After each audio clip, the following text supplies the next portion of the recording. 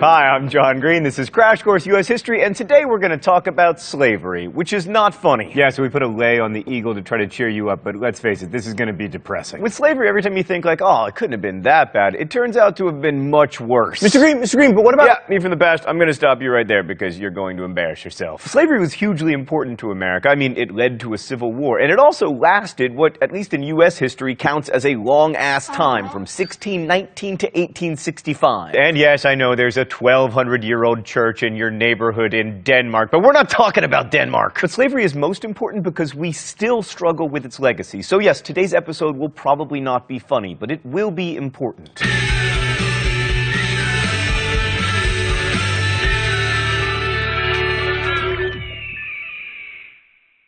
So the slave-based economy in the South is sometimes characterized as having been separate from the market revolution, but that's not really the case. Without Southern cotton, the North wouldn't have been able to industrialize, at least not as quickly, because cotton textiles were one of the first industrially produced products and the most important commodity in world trade by the 19th century. And 3/4 of the world's cotton came from the American South. And speaking of cotton, why has no one mentioned to me that my collar has been half popped this entire episode, like I'm trying to recreate the flying nun's hat? And although there were increasingly fewer slaves in the North, as Northern states outlawed slavery, cotton shipments overseas made Northern merchants rich, Northern bankers financed the purchase of land for plantations, Northern insurance companies insured slaves who were, after all, considered property and very valuable property. And in addition to turning cotton into cloth for sale overseas, Northern manufacturers sold cloth back to the South, where it was used to clothe the very slaves who had cultivated it. But certainly the most prominent effects of the slave-based economy were seen in the South. The profitability of slave-based agriculture, especially king cotton, meant that the South would remain largely agricultural and rural. Slave states were home to a few cities, like St. Louis and Baltimore, but with the exception of New Orleans, almost all Southern urbanization took place in the upper South, further away from the large cotton plantations. And slave-based agriculture was so profitable that it siphoned money away from other economic endeavors. Like, there was very little industry in the South. It produced only 10% of the nation's manufactured goods,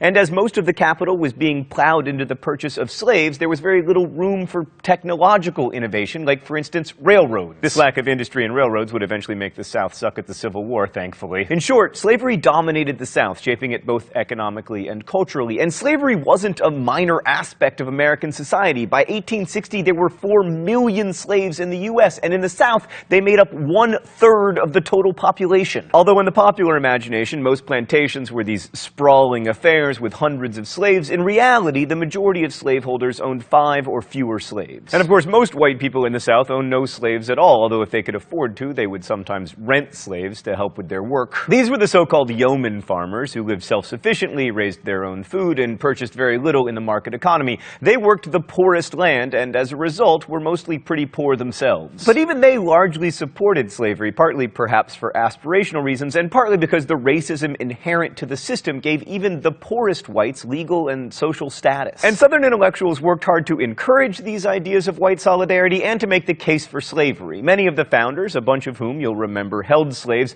saw slavery as a necessary evil. Jefferson once wrote, quote, "As it is, we have the wolf by the ear, and we can neither hold him nor safely let him go. Justice is in one scale and self-preservation in the other." The belief that justice and self-preservation couldn't sit on the same side of the scale was really opposed to the American idea, and in the end, it would make the Civil War inevitable. But as slavery became more entrenched and as ideas of liberty and political equality were embraced by more people, some Southerners began to make the case that slavery wasn't just a necessary evil. They argued, for instance, that slaves benefited from slavery because, you know, their masters fed them and clothed them and took care of them in their old age. You still hear this argument today, astonishingly. In fact, you'll probably see asshats in the comments saying that. I will remind you, it's not cursing if you are referring to an actual ass. This paternalism allowed masters to see themselves as benevolent and to contrast their family-oriented slavery with the cold, mercenary capitalism of the free labor North. So yeah, in the face of rising criticism of slavery, some Southerners began to argue that the institution was actually good for the social order. One of the best-known proponents of this view was John C. Calhoun, who in 1837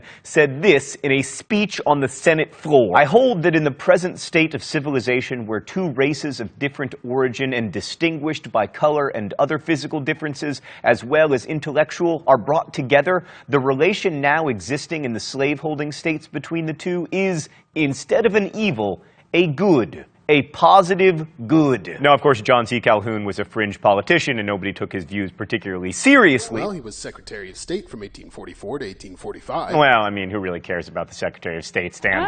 He was also Secretary of War from 1817 to 1825. All right, but we don't even have a Secretary of War anymore. And he was Vice President from 1825 to 1832. Oh my God, were we insane? We were, of course, but we justified the insanity with biblical passages and with the examples of the Greeks and Romans and with outright racism, arguing that black people were inherently inferior to whites and that not to keep them in slavery would upset the natural order of things, a worldview popularized millennia ago by my nemesis, Aristotle. God, I hate Aristotle. You know what defenders of Aristotle always say? He was the first person to identify dolphins. Well, okay.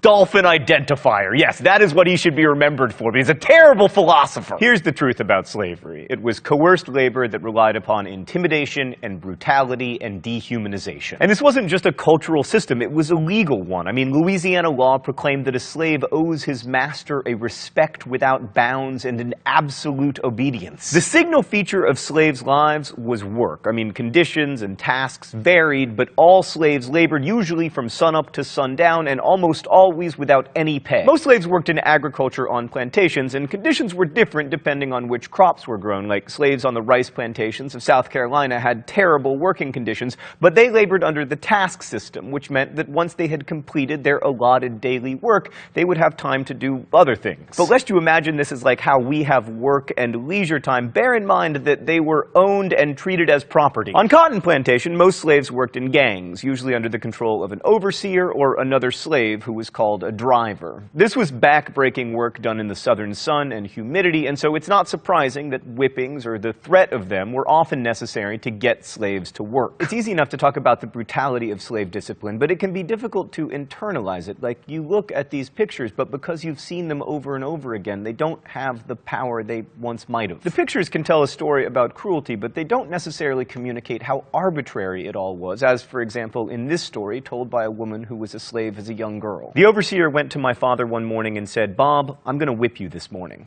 Daddy said, "I ain't done nothing." And he said, "I know it. I'm going to whip you to keep you from doing nothing." And he hit him with that cowhide. You know, it would cut the blood out of you with every lick if they hit you hard. That brutality, the whippings, the brandings, the rape, was real, and it was intentional, because in order for slavery to function, slaves had to be dehumanized. This enabled slaveholders to rationalize what they were doing, and it was hoped to reduce slaves to the animal property that is implied by the term chattel slavery. So the idea was that slaveholders wouldn't think of their slaves as human, and slaves wouldn't think of themselves as human.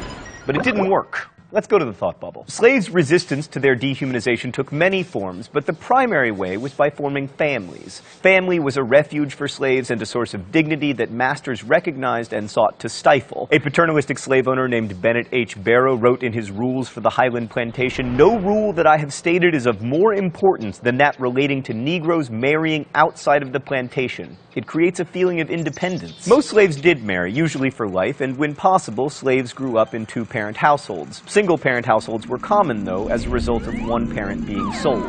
In the Upper South, where the economy was shifting from tobacco to different, less labor-intensive cash crops, the sale of slaves was common. Perhaps 1/3 of slave marriages in states like Virginia were broken up by sale. Religion was also an important part of life in slavery. While masters wanted their slaves to learn the parts of the Bible that talked about being happy in bondage, slave worship tended to focus on the stories of Exodus, where Moses brought the slaves out of bondage, or biblical heroes who overcame great odds like Daniel and David. And although most slaves were forbidden to learn to read and write, many did anyway, and some became preachers. Slave preachers were often very charismatic leaders, and they roused the suspicion of slave owners, and not without reason. Two of the most important slave uprisings in the South were led by preachers. Thanks, Thought Bubble. Oh, it's time for the mystery document? We're doing 2 set pieces in a row? All right.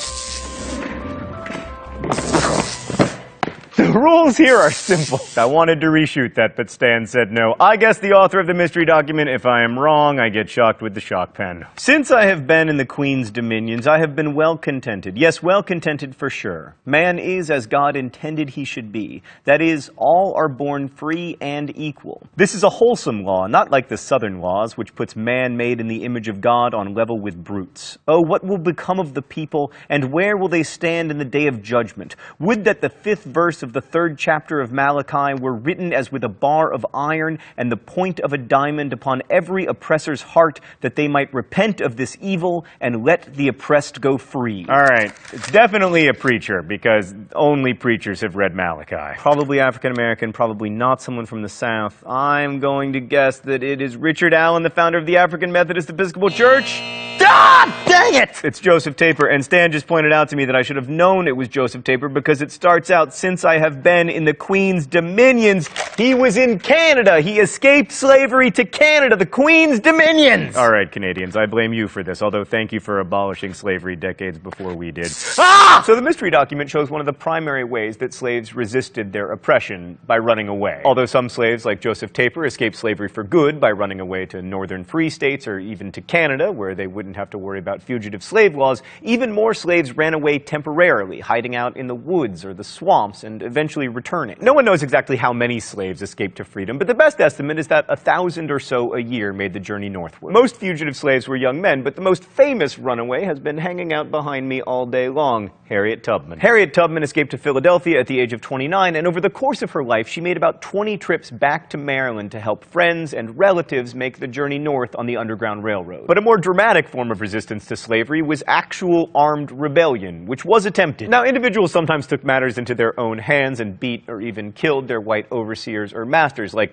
Bob, the guy who received the arbitrary beating, responded to it by killing his overseer with a hoe. But that said, large-scale slave uprisings were relatively rare. The 4 most famous ones all took place in a 35-year period at the beginning of the 19th century. Gabriel's Rebellion in 1800, which we talked about before, was discovered before he was able to carry out his plot. Then in 1811, a group of slaves upriver from New Orleans seized cane knives and guns and marched on the city before militias stopped them. And in 1822, Denmark Vesey, a former slave who had purchased his freedom, may have organized a plot to destroy Charleston, South Carolina. I say may have because the evidence against him is disputed and comes from a trial that was not fair. But regardless, the end result of that trial is that he was executed, as were 34 slaves. But the most successful slave rebellion, at least in the sense that they actually killed some people, was Nat Turner's in August 1831. Turner was a preacher, and with a group of about 80 slaves, he marched from farm to farm in Southampton County, Virginia, killing the inhabitants, most of whom were women and children, because the men were attending a religious revival meeting in North Carolina. Turner and 17 other rebels were captured and executed, but not before they struck terror into the hearts of whites all across the American South. Virginia's response was to make slavery worse, passing even harsher laws that forbade slaves from preaching and prohibited teaching them to read. Other slave states followed Virginia's lead, and by the 1830s, slavery had grown, if anything, more harsh. So this shows that large-scale armed resistance was, Django Unchained aside, not just suicidal, but also a threat to loved ones and really to all slaves. But it is hugely important to emphasize that slaves did resist their oppression. Sometimes this meant taking up arms, but usually it meant more subtle forms of resistance, like intentional work slowdowns or sabotaging equipment or pretending not to understand instructions. And most importantly, in the face of systematic legal and cultural degradation, they reaffirmed their humanity through family and through faith. Why is this so important? Because too often in America, we still talk about slaves as if they failed to rise up, when in fact, rising up would not have made life better for them or for their families. The truth is, sometimes carving out an identity as a human being in a social order that is constantly seeking to dehumanize you is the most powerful form of resistance. Refusing to become the chattel that their masters believed them to be is what made slavery untenable and the Civil War inevitable. So make no mistake,